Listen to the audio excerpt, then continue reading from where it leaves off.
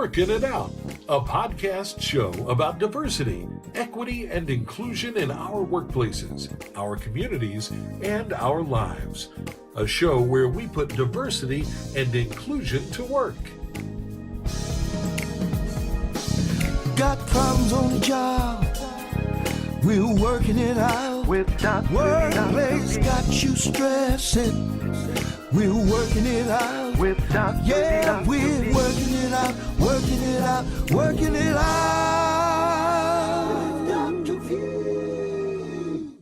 Welcome. I'm Dr. Vanessa Weaver, your host of Working It Out. On this episode, I'm joined by Ricki Ann Wilchins, an American activist whose work has focused on the impact of gender norms. Ricki is an icon of transgender activism for 3 decades, that's 30 years. And today we're going to talk about the increasing discrimination being faced by members of the transgender community. Wilchins' work has been instrumental in bringing transgender rights into the mainstream LGBT movement and has helped bring awareness of the impact of gender norms to a wider audience. And Ricki is credited with coining the term gender queer. Ricki is a prolific author. A few of the books are Read My Lips, Sexual Subversion and the End of Gender, Gender Queer, Voices from Beyond the Sexual Binary with Joan Nestle and Claire Howard as the co-authors, Queer Theory, Gender Theory, an Instant Primer, and Transgressive, How Gender Activists Took on Gay Rights, Feminism, the Media, and Congress, and won. Ricki, welcome to the show today. Thank you so much for having me. It's an honor. Well, let me ask you I didn't even read all of the books you've written. Which one is your favorite? Well, whichever one you read, Vanessa, is my favorite. So that means you love all of them the same, right? Well, and I should say I have dozens of readers worldwide. Yeah, you're quite renowned. We're very honored. Most of my books have only been bought by direct family members. Oh, that's not true. And I'm not sure my mom is even reading them either. But I don't know. I like all of them. They all fill a different niche. The one that was, I think, that probably is the most accessible was the one on gender norms and intersectionality, connecting race, class, and gender, because that probably had the most or the least theory in it. Okay, great. We're going to put your books up on our website so people can see the list of your books and buy them. Well, Ricki, we're in an interesting time now. And to me, one of the good news stories is that the battle for acceptance of lesbian and gay people has been won in public attitudes around gay marriage, elected officials, media personalities, and so on. And frankly, this gives us pause for celebration and a hope that the pendulum has permanently swung. Yet we know that the new battle is focused on transgender rights, and in particular, transgender children. And this is, with all of that positive swing, we know we're in some really tough times. As you know, the overturning of Roe versus Wade is just really painful and a big issue. But there's also this intense drive to really push back on the needs of the transgender population, especially for young people, as local and state governments try to end access to medical assistance needed for people to transition, and some even make it illegal for their parents to support their transgender children. From your perspective, what in the world is all of this about? Well, I'm not sure entirely. I would have agreed with you up until about 6 months ago about lesbian and gay rights being, firmly fixed. I'm not sure, all the chatter going on about, rolling back gay marriage and gay rights, that I've been shocked at how many people on the other side of the aisle have also decided that maybe they're not so welcoming of gay rights as well. There seems to be a worldwide phenomenon of pushback on everything associated with gender. It's under this rubric of quote unquote gender ideology, which is a kind of made up discriminatory term that includes hostility toward any kind of bodily rights to privacy, among them the right to who you love and have intimate relations with, transgender people's access to gender affirming care, and of course, a woman's right to her own body. And there seems to be a giant pushback, not just in the US, but you see this in Brazil, Hungary, the UK of all places. It seems to be a worldwide phenomenon against the idea of a more inclusive and level society that is no longer oriented around white, cisgender, straight males. Wow, Ricky, your insights are really intriguing, and I guess a little disturbing, because you made a strong point that really up until really about 6 months ago, we thought those rights or this change in attitude and acceptance was pretty much a permanent situation. But we do know, as they overturned Roe versus Wade, there was some talk about now really attacking the rights that gays and lesbians and others had made around gay marriage, adopting children, and even some of the progress with transgender. So thank you for really clarifying that and bringing that back to where it needs to be. So Ricky, you've written all of these books, you've been involved in this for 30 plus years. What is your why? We like to ask people, why do you choose, or why did you choose this path in your life? And so I would love to hear your story about that. I don't think I did choose it. It kind of chose me. I avoided it for years. I kind of knew it was coming toward me for years. I lived in and worked in Greenwich Village, New York, which is kind of the epicenter for liberal thinking in many ways, and along with the West Coast. And I kind of knew this was coming at me, and I just didn't want any part of it. And I got invited one year to protest at the Gay Pride Parade in New York City, of all places, where they were still excluding transgender people, and just never stopped, and it's just kind of kept going. And now it's become, I was reading about a transgender group in Bangkok, and I just thought, my God, it's really, for all the pushback that we're getting, it's really quite amazing. I mean, when I started doing this, transgender rights wasn't accepted even in the US. And I'm reading about a group in Bangkok and going, really? I mean, wow, quite amazing. I also want to say, I think all of these things are connected. And I'm going to say something that might be controversial. And I just want to point out that I am a bifurcated individual. My family is half Christian and half Jewish, and we celebrated both Hanukkah and Christmas every year. So it's not coming from there, but there is a reassertion of white Christian nationalism going on in this country. And I'm sorry if I offend anybody, but that is the name for it. You go back to the kind of nuclear family headed by white, straight Christian males, and it's across the board. It sees its face in the rolling back of Voting Rights Act that would keep people from color voting. It's in women's right to abortion. It's in the pushback on gay rights. It's really an across the board thing to push back on the idea of a liberal society that offers an equal playing field to all people. And what's that saying? If we don't hang together, we shall assuredly all hang separately. They're not coming for one of us. They're coming for all of us.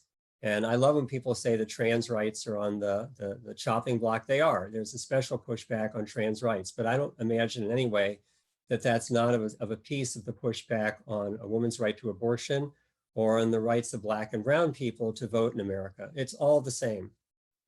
It really is all the same. And in fact, to your point, when those groups allow themselves to be separated or have a pecking order, then we all lose in this battle. So I absolutely agree with you. So tell me a little bit about, as you think about the evolution of transgender, I know you even had to fight for acceptance within the gay lesbian community, as you just referenced. What's the significance for the business community? I mean, why should business community care about transgender rights? Well, why should the business community care about a woman's right to an abortion? Why should the business community care if their Black and brown employees can vote? I mean, all of these things kind of come together for me. It's about our right to participate fully in a liberal society, which includes, of course, the workplace. And the forces arrayed against us are not dumb. They've thought about this and studied it, and they know where the pressure points are, where there is the most success. And right now, there is the least support in this country for things that are on the far edge, quote unquote, and that includes transgender rights, and especially the rights of immigrants and people who are undocumented. And those are the places where they're really, planting their flag. And I think, if employers, I mean, there are always two answers to this question, right? The first answer is the do good question. Employers should do this because they want corporations and the economy works better in a liberal society where everybody can give their best talents and everybody can find work that's appropriate to what they want to do. The second answer, it's good business to do this. It's good business. So you can kind of pick your argument. Is it because it's a good thing to do? Yes, but also it's good for business. And I must tell you, to the point you're making, studies have shown that when people can bring their true selves to the workplace and feel like they're included and their voice matters and their perspective matters, their lived experience matters, that those businesses outperform those other businesses that don't. So you're not just blowing smoke, but what you're really saying is it has been proven time and time again by data. So let's talk about this other political football that's out here on transgender rights, and that's around trans kids. And I know that you recently have authored a book on parenting trans kids. So can you talk about why this attempt to deny medical care for children who trans kids who are transitioning, or parents who want to support their children? What in the heck is that all about? Well, I'm going to keep making connections because it's kind of, one of the things that I do. But, one of the things that, there are probably two things you can reference in American society that everybody agrees are evil. One, any reference to Hitler and the Nazis. Okay, that's definite. As soon as people pull out the Hitler analogies, you're down that rabbit hole. And the other one is pedophilia and child abuse, right? So when you want to attack the Democratic establishment, what do? You come up with Pizzagate and the idea that they're all secretly pedophiles, which will really come as a surprise to the Democrats I know. And, this whole thing about, quote unquote, protecting transgender kids is of a piece about that. They can try to pretend that offering care to kids who are transgender is somehow abusing these kids, even though that we know that suicide rates among kids who are denied care is catastrophically high. Yeah. And the rates of regret among kids who do have care is exceedingly low, probably lower for any other kind of intervention medically. So, but it's popular. It's popular with a base that, is basically going through this paroxysm of hysteria around protecting the kids. And, it's popular in certain places, especially in southern states with very right-wing governments. In interviewing parents for the book, I actually talked with parents in Texas, and they said, this was targeted. The governor announced his new policy, which turned out to be illegal, about preventing care to trans kids. And she said, Child Protective Services was knocking on the doors of parents in her trans parents group literally that afternoon, which is unheard of. She said there's a discussion list online of people who work for Child Protective Service in Texas, and they said it was a lie. It was a fake report because it takes Child Protective Services in Texas months to get around anything. And they were on people's doorsteps that afternoon trying to interview their kids about child abuse. So this is a purposeful attack, and to use hysteria to whip votes. I mean, there's who was the one in I think it was Utah. The Utah governor, they tried to outlaw trans kids playing in sports that matched their gender identity instead of their biology. And he said he only knew about 4 kids in the whole state, and he didn't understand what the problem was. If you can't get the governor of a Mormon state on your side, chances are Elvis has left the building. So I don't think this is going to win, but it's probably going to whip votes in the short term. You may recall that during the second Bush, when they were trying to, this hysteria out over gay marriage, the attack on marriage, and they were trying to whip votes to polls because gay people were coming for your marriage. So, they find a new demon and it gets people hysterical for a while and they move on. It's sad that they're going to wreck a lot of lives on the way. I've talked to families who are already moving out of state. Yeah. So these families are being, it's one thing, if you want to attack me as a pervert, welcome to it. You may even have a point, but you don't go after my kids. And that's the sad thing. They're not going after these parents as adults. They're going after their children, which to me is a really sick way to fight any kind of political battle. Well, Ricky, tell us the name of the book, of your book. We don't know yet. I'm discussing with the publisher, but my preferred title is Suffer the Children. And the subtitle is Parents to Transgender Kids Speak Out. Okay. So it's not quite here yet, but it's coming. So hopefully if my publisher listens to your podcast, she'll go, wow, that's not so bad after. So we played a role in that. So we talked about the importance of employers acknowledging and supporting transgenders and folks in their organization. Well, what are some of the things that an employer can do to show that they're about including the transgender population? What can they do? Well, I just want to go back to, again, just your earlier question about why it's important. I think what we're going to see is not just parents of transgender kids moving out of red states, and they're mostly red states at this point, or almost all, but we're also going to see people refusing to work in those states. I think you're going to see people offer jobs in these states. If you're a Black lesbian in a committed relationship in Massachusetts, and your kid might be genderqueer, and they offer you just the best job in the world, but it happens to be located in Dallas or Houston or Austin, which are wonderful tech hubs and actually very liberal themselves, you're going to say, no, can't take that job down there. Not safe for me, not safe for my wife, not safe for my kid. So if you want to attract top flight talent, being a liberal organization is important. And it's not just her. These are weather vanes for Gen X and Gen Z kids. They're looking for liberal environments where everyone is accepted. That's the kind of workplace they want to work in, even if they're straight and cisgender. So you want to attract top-notch talent in a competitive workforce right now, you need to be an organization that prizes DEI as a core value, not just as the meeting you do once a year at the retreat on DEI, but equity in every step, equity in every day. So that wasn't your question. Your question was about what can we do? I think it's a lot of little things.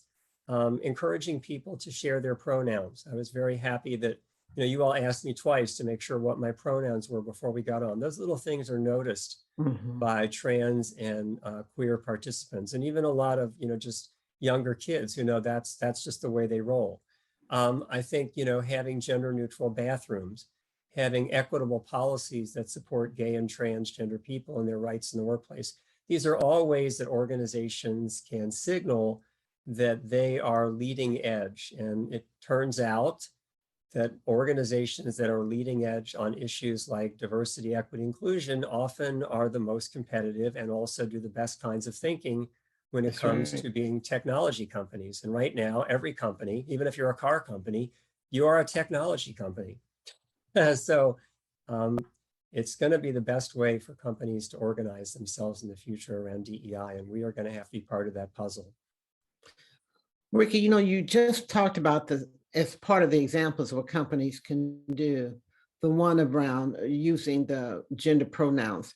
So can you talk a little bit about that in terms of how that evolved and why that's important? Because I know I have a lot of people, many of our clients at Alignment Strategies, and even my personal friends who are confused about, now, what does this mean? And how I say they versus she versus cis versus whatever. So talk to us a little bit about this whole gender pronouns.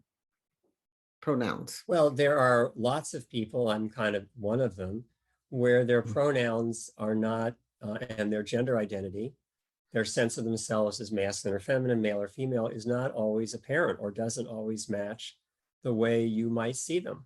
I mean, I get called sir and ma'am about 50-50 when I'm out in public, depending on what I'm wearing and who's doing the speaking. So I think it's a sign of respect just to ask someone, what are your preferred pronouns? Or better yet, just to offer your own. I kind of like that because I'm putting anybody on the spot. You just say, hi, my name is, Bob, my pronouns are he, him. And anyone who's listening is in the know will go, oh, wow, well, this is a queer inclusive workplace. They know enough to offer their pronouns. I realize it can be a little bit confusing at first, but that's what DEI looks like. DEI looks like a journey, not a destination. There are always new things coming, and we have to keep upping our game. And I think this is part of the new best practice. I'm not sure exactly where it came from. I do think that that was part of your question. You also mentioned they, them. I have to say, I teach DEI around this stuff. This is what I do for a living in my day job. And even I still stumble. My daughter, who is 16 and has several friends who are non-binary, gender fluid, or genderqueer, never gets a pronoun wrong. And I'm absolutely sure she does this just to tick me off. So I think it's a little bit the way my brain works. If I'm introduced to one of her friends as she, and then that friend goes non-binary, somehow my brain just doesn't get to they, them quickly enough before my mouth has already said it. And she'll correct me. So I think, DEI is something we're all trying to master, some really complex stuff down here while we're together. And I think we not only need to try hard, because we do, but we also need to cut each other a little bit of slack. I'm perfectly sure that I have blinding insights about racism that make my Black friends roll their eyes like, really? We all get to it when we get to it. I think it's important to make an effort. It's not important to be perfect, because none of us is ever going to be perfect. Well, I so appreciate hearing you share that, because I struggle with the pronouns too. And I know many times I've gotten them incorrect and wrong, but not really intending to be insulting or insensitive, but sometimes it's a habit that you have to learn how to retrain your brain to speak about that. But what's so important about what you said is, how do we support people in evolving to more diversity conscious, diversity sensitive individuals? And so it's not all about, you made a mistake, you insulted me, so therefore you're this or therefore you that, but you're talking about, it's a developmental curve for all of us on some aspect of diversity, equity, and inclusion. So I appreciate hearing that. I think I want to make a distinction here. There's a difference between a mistake that's an honest mistake, and a mistake that's a microaggression. Say a little bit about that. Well, if you walk up to someone who, actually, I'm trying to think, when I do my microaggression training, I always tell people, any sentence that's framed as, you're so blank for a blank, or I never would have guessed you were blank, is almost automatically a microaggression. Right. And we need to stick a pin in that and come back to that and say, whoa, wait a second, can we unpack that a little bit? And we all microaggress because we all walk around in wrappers of privilege. Our president, who is trying his best, was the one who said that Obama was clean cut and articulate, and then realized that he never would have said that about Mike Bloomberg, because we expect white billionaires to be clean cut and articulate. Articulate, correct. He only said it about Obama. So we're all trying we're all microaggressing at times, and I think that's one thing. Those things need to be called out and addressed gently. You don't yell something at the person. You don't name call. You just say, whoa, look at that for a minute. But I also think some of us are going to make mistakes. Like, for instance, my mistakes with pronouns, especially when someone changes gender. I'm going to do that. I'm trying my best. And in my DEI trainings, I try to emphasize to corporations, we won't want call out culture. We want call in culture. We want to invite people into the conversation. People don't get better at DEI when we terrorize them, call them names, and make them walk on eggshells. All that makes people want to do is go find another boss in another workplace. The idea is to call people in and all of us improve, because all of us have shortcomings in some areas. I'm never going to understand what it's like to be undocumented. I'm never going to understand at the core what it's like to grow up as a person of color in America. I'm always going to be on a journey, and I'm always going to fall short, and that's okay. I'm trying my best. And so I try to emphasize with folks, it's about, greeting people with acceptance and love where they are, and then helping them to get better. Now, that is different from a microaggression. Microaggressions are usually about rendering a judgment, and it usually comes from a place of feeling superior to someone else. So that's a little different from just making an honest mistake. But even with microaggressions, we tell people, don't call them out, invite them in and try to explain. If they keep doing it, different situation. Now we're talking about discrimination.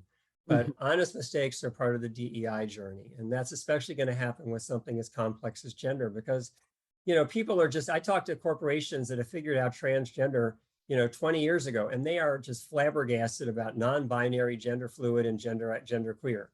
And those are terms that aren't even well defined yet, and they're still trying to figure it out. And believe me, a lot of these kids coming up are identifying off the gender binary, and it's even in the transgender community, I think we struggle. So it's a journey, not a destination. Just got to be open. There's a lot of new stuff coming up. I want to go back to something, I'm sorry, I'm going on here, but something you asked at the beginning about this whole kind of pushback that's going on.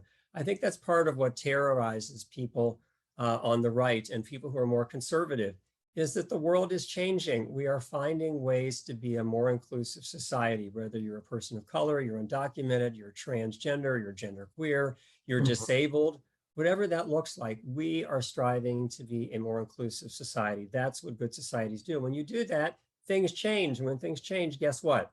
A, you got to learn new stuff, which is very uncomfortable. And B, you're not going to have it your way. Also, Right. uncomfortable. It's a That's real what power equity shift looks like. involved in that, right? That's what equity looks like. Equity isn't just everybody treats me well. Equity is I have to learn to treat other people who are different from me well. Right. And I have to give up a lot of this power that I've been used to, my privilege. Thank you for mentioning the P word. That's it.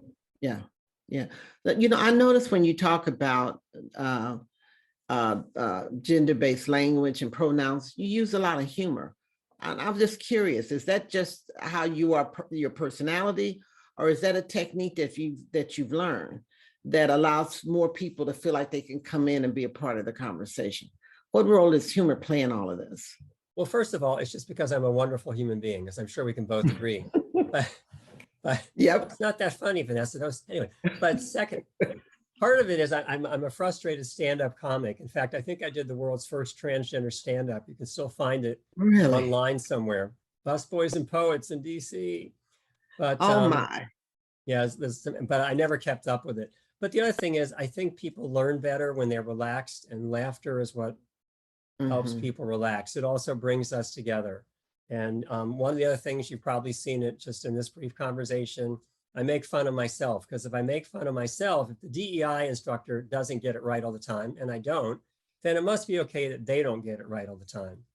And I think one of the worst things in DEI is we hit people with compassion fatigue. They just get exhausted because it's one thing after another, and no one's going to get it. I mean, I'm actually reading some stuff now about transgender disabled activists.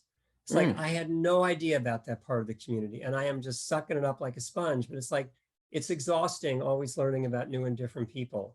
And as Professor Kimberly Crenshaw told us, these are intersectional problems. So it's not just race and class and disability and sexual orientation and gender, it's all of them. It's complicated stuff. If we can't laugh about it a little bit, we're just never going to learn. So yes, I use humor a lot, but I think it's the best way to teach people. Well, I really thank you for this, because we have hundreds of thousands of people who tune into our show, and your use of humor, but also your kindness and your willingness to let people stumble and fall. It's going to make this conversation, make them even more receptive and open to understanding all of the points that you made in this conversation. So Ricky, I just want to thank you so much for being a part of Working It Out today. You've opened up my eyes, and I know you've opened up the eyes and ears of others who will be listening to this show. So let's hope we can all be part of the solution here. So I'm Dr. Vanessa Weaver, and on behalf of Working It Out, our podcast crew, Mr. Ricky, or not Mr., excuse me. Forgive me, Ricky. It's all good, Vanessa. Part of Ricky Wilkins. I wish you a safe, productive, and what we call Be Happy week. Goodbye. Thank you so much. Thanks for having me. And thanks You're to Janet. You're awesome. You're awesome. Working It Out is brought to you by Alignment Strategies, a management consultancy with more than 3 decades of experience in diversity, equity and inclusion, and organizational development. To learn more, visit alignmentstrategies.com. Got problems on the job, we're working it out. Workplace got you stressing, we're working it out. Yeah, we're working it out, working it out, working it out.